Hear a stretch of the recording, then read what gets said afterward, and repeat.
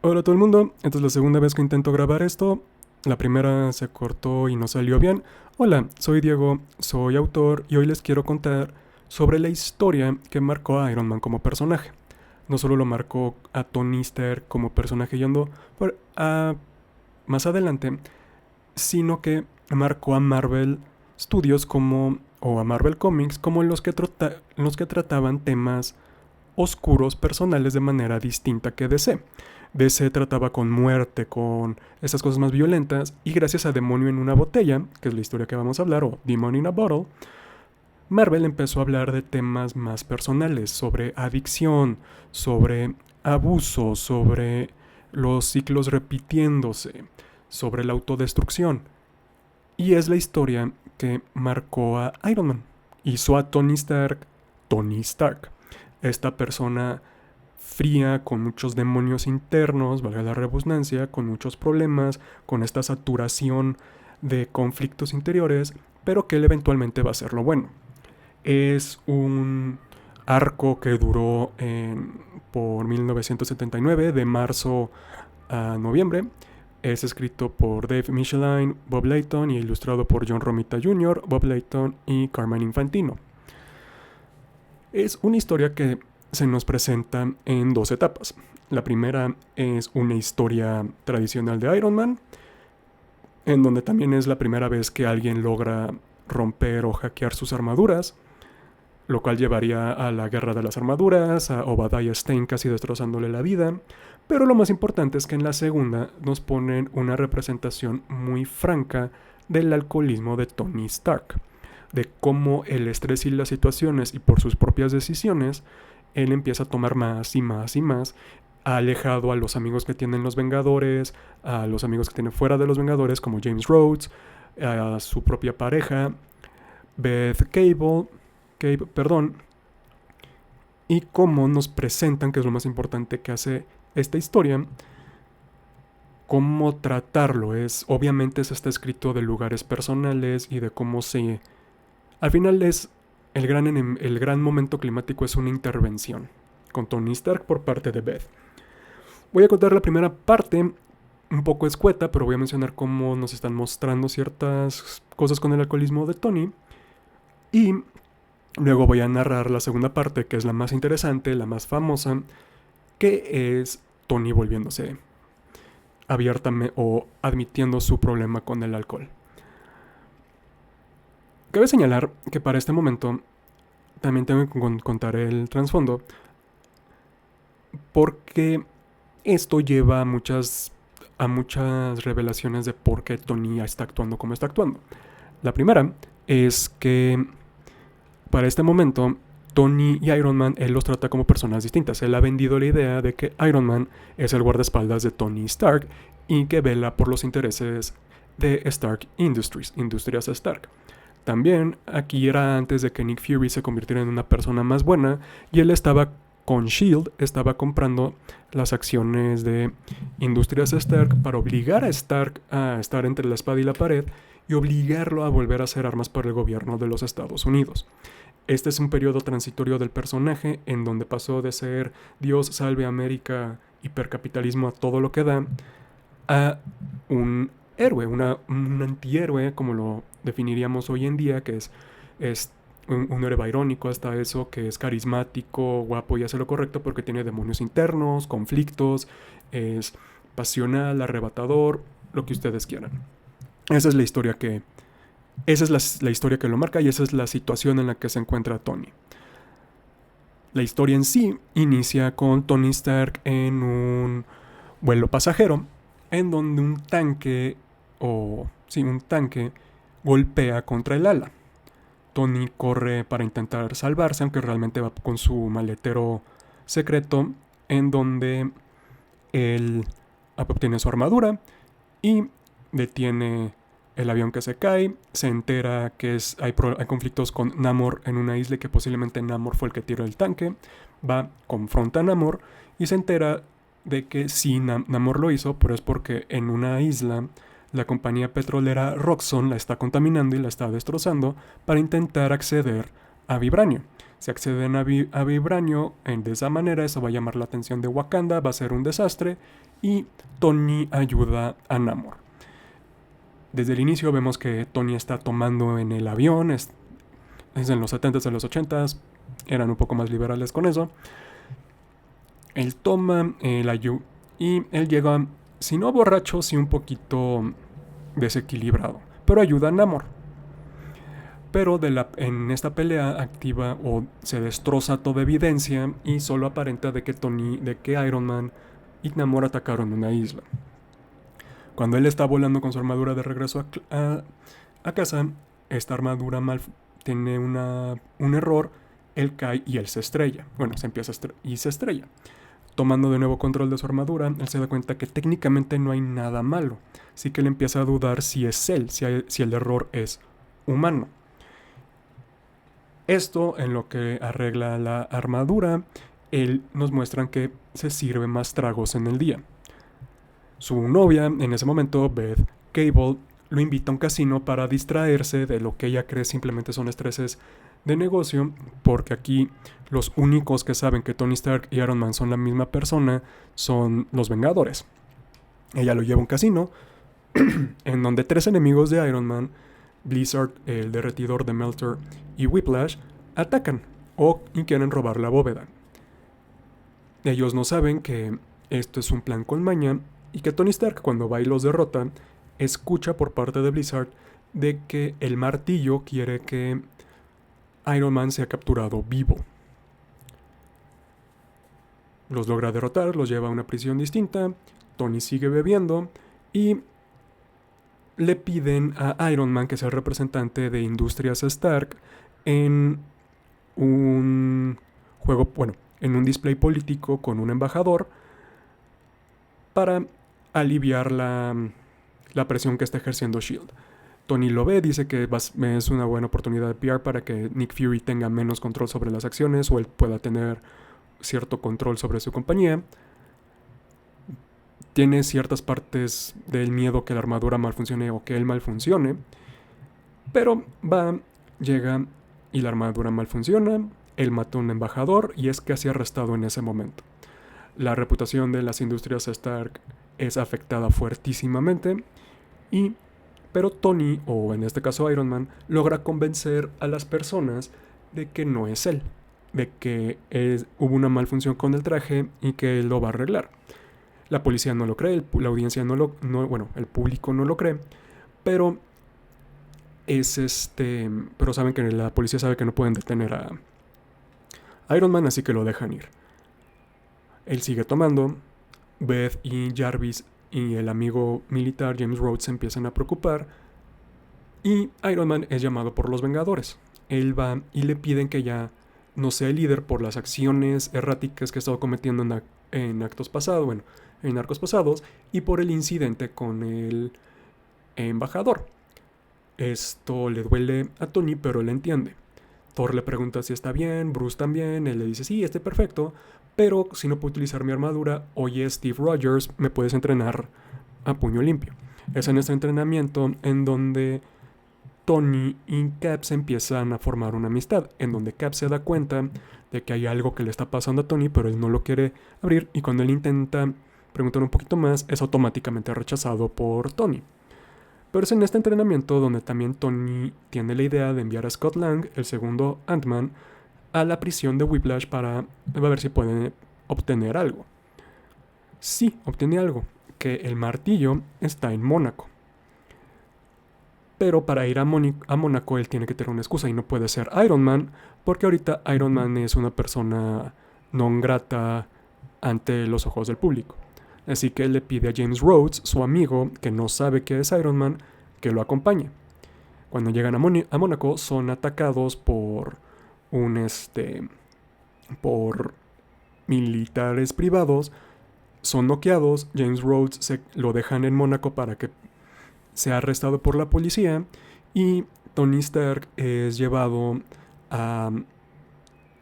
es secuestrado junto con el portafolio que tiene o la valija que tiene la armadura de Iron Man.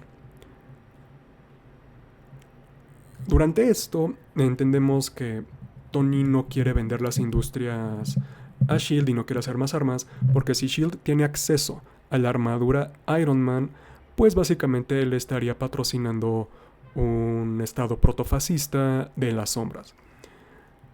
Lo cual sería irónico por el asesinato de personaje que le harían durante Guerra Civil, pero ya he hablado de eso y porque no me gusta Guerra Civil. Pero aquí Tony aún sigue siendo una buena persona, sigue siendo un personaje heroico que intenta hacer lo bueno y mantener el arma más poderosa de la Tierra, que es su traje, según él, fuera de manos de Shield. Por eso Rhodes también accede a ayudarlo, aunque también ha visto que está tomando mucho, incluyendo en el avión. Tony Stark despierta y es la primera vez en los cómics que nos encontramos a Justin Hammer, uno de los villanos principales de Iron Man 2, la película. Él le dice que esto es retribución, que él es el que logró acceder a hackear la gran armadura de Tony Stark para arruinar la reputación de Industrias Stark y que terminen siendo compradas por Shield, porque Stark le robó un trato muy lucrativo a Hammer en el pasado. Tony intenta escapar, pero se da cuenta que está en una isla. No en cualquier isla, sino en una isla gigante flotante. En lo que intenta escapar, Hammer envía a Whiplash, a Blizzard y a los otros que nos enteramos fueron liberados de prisión en algún momento. Pero Tony logra encontrar el maletero, se vuelve a poner la armadura de Iron Man y los derrota. En el momento, James Rhodes prueba por qué se va a convertir en War Machine cuando logra convencer al gobierno de Mónaco de que esta isla es en donde está lo malo, que Justin Hammer no es una buena persona, y hace que las fuerzas armadas de ese país ataquen la isla con helicópteros. Hammer escapa, Tony intenta detenerlo, pero como empieza a tener ciertos síndromes del alcoholismo, mala puntería, lo que ustedes quieran, él falla, se estrella y destroza la isla con la armadura. Cuando regresa a casa es donde iniciamos con lo más interesante. Hasta ahorita la historia ha sido una trama de una aventura de Iron Man, en donde Iron Man su armadura es hackeada y él tiene que pelear con eso. También es algo que vamos a ver más adelante. Esta historia no solo innovó en poner a Tony Stark como un alcohólico, sino en una de las tramas que más vamos a ver más adelante con Tony Stark, que es hackearon mis armaduras y me están intentando hacer ver como el criminal. Algo que veremos cuando regrese el hermano secreto de Tony, Obadiah Stane, las guerras de las armaduras, cuando Rhodes obtenga su armadura de War Machine. Todo eso lo vamos a ver más adelante. Pero esta es la historia en donde se ve por primera vez. Y es esta segunda mitad de la historia en donde todo se pone más interesante, más personal, porque hemos visto gradualmente cómo Tony toma más y más y más y más y más, pero él sigue ganando. Es hasta que hunde la isla cuando nos damos cuenta de que él ya está siendo afectado, su trabajo de héroe ya está siendo afectado, él ya se está convirtiendo en alguien que puede dañar su propia imagen como Iron Man. Y el primero que lo confronta es Jarvis. Para los fans del MCU, Jarvis no inició como una computadora, como una inteligencia artificial, sino como un mayordomo amigo de Howard Stark.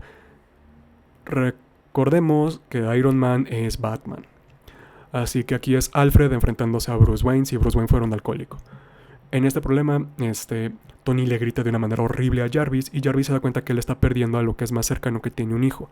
Y él se rehúsa, especialmente porque este hijo no puede ayudarlo porque está comprometido de una manera tan personal que no puede hacer que él entienda.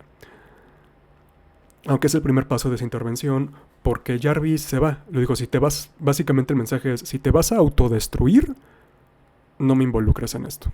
Y Jarvis se va. Aunque realmente luego nos revelará más adelante la historia que Jarvis no abandonó a Tony, sino fue a checar porque la mamá de Jarvis tenía una enfermedad de una enfermedad muy peligrosa y él recibió noticias de que estaba siendo afectada. Así que realmente nunca abandonó a Tony, simplemente fue pues a velar a su madre en los últimos tiempos que le quedaba, porque Tony no la iba a poder ayudar porque era un alcohólico. Esto le causa odio interno y nos muestra la historia lo insidioso que es el alcoholismo, porque Tony sabe que tiene un problema. Tony en el fondo sabe que lo que está haciendo está mal, que está tomando demasiado, que no está permitiendo que lo ayuden, pero no puede parar. Él se convence que está bien, que él lo puede sobreponer, que nos muestran cómo las adicciones te hacen creer que tú tienes control cuando lo has perdido por completo. Y no les dice a Rhodes, no les dice a nadie, porque recordemos ahorita él con sus amigos de Tony Stark, él está manteniendo Iron Man secreto, y los Vengadores apenas él está generando una amistad con ellos. No es una amistad estrecha o una hermandad como en ciertas otras historias nos los llegarían a vender.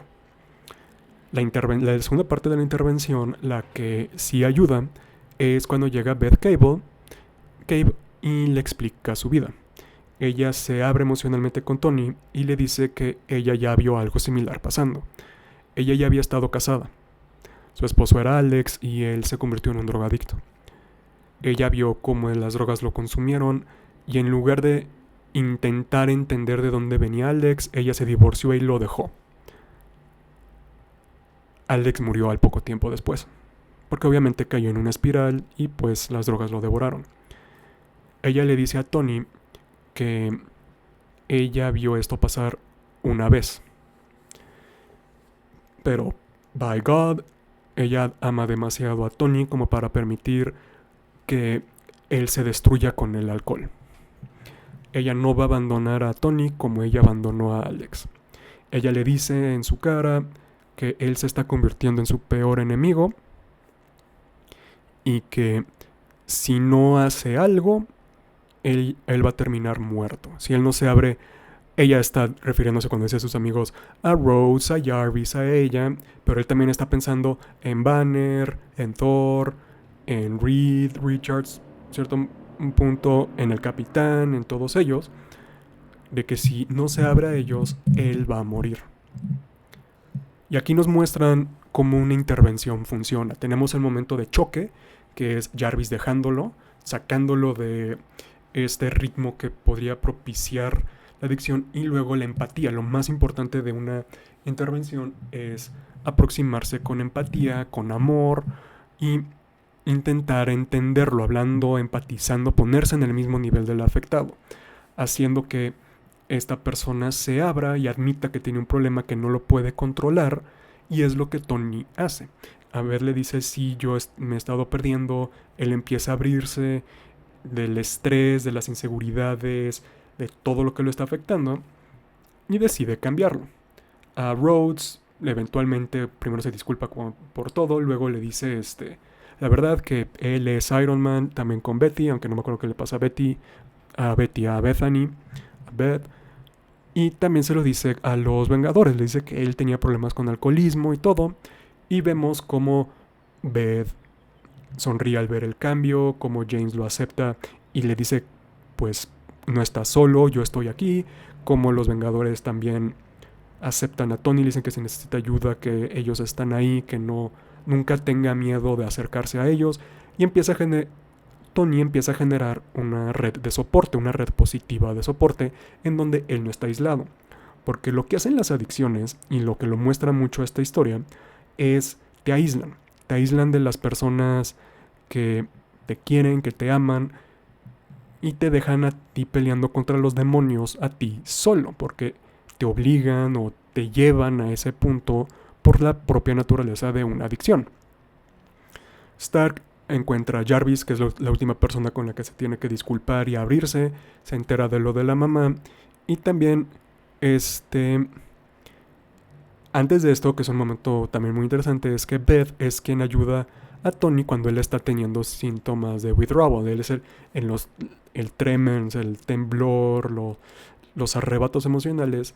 Es Beth la que está con él y la que lo ayuda a pasar este momento. Y es una vez que él ya está sobrio, por primera vez en mucho tiempo, él va a buscar a Jarvis para disculparse. Es donde nos enteramos que nunca lo pensaba abandonar, pero tenía que romper y tenía que tomarse tiempo de Tony por lo de su mamá. Y también se entera que Jarvis vendió las últimas 2 acciones que quedaban para poder pagar las la operación de su mamá, pero eran las últimas 2 acciones que quedaban para que Shield no lo comprara. Así que al vender esas acciones a otras personas, evitó que Shield obtuviera control total sobre Industrias Stark. La historia termina con Tony optimista en el futuro y determinado para encontrar todas las acciones que se vendieron, comprarlas de Shield, comprar las que vendió Jarvis y tomar de nuevo control de su compañía. Y aquí termina Demonio en una botella. Y como lo dije, es la historia que cimentó a Tony Stark como personaje, como alguien que va a tener muchos conflictos de adentro. Él siempre está peleando con el alcoholismo. Él siempre está peleando con sus seguridades, con su estrés, con todo esto. Pero esa es la historia que lo marca como una persona que eventualmente lo único que quiere es hacer el bien y que va a pasar por el camino rudo para hacer el bien si es necesario. Que él sabe que su posición como CEO de Industrias Stark es lo único que detiene a personas como Justin Hammer, personas como Oscorp, de obtener su tecnología y hacer cosas peores, que él es, a final de cuentas, el arquitecto de su propio destino, tanto para bien y como para mal, y que él se quedó en una posición en donde su industria, Stark Industries, es tan importante como Iron Man. De hecho, es el arma más fuerte que tiene, no el traje, sino la compañía. Y también vemos cómo se van a marcar ciertas historias que se van a repetir. Y Demonio en una botella es la historia por excelencia de Iron Man. Problemas internos. La primera mitad siempre va a ser este ataque hacia la compañía o este problema con las armaduras. Y luego algo personal de Tony Stark que él va a mostrar, va a pelear contra ello. Porque algo que hizo muy interesante Demon in a Bottle como historia, y que con lo que los quiero dejar, es que Tony no mágicamente dejó de tener problemas.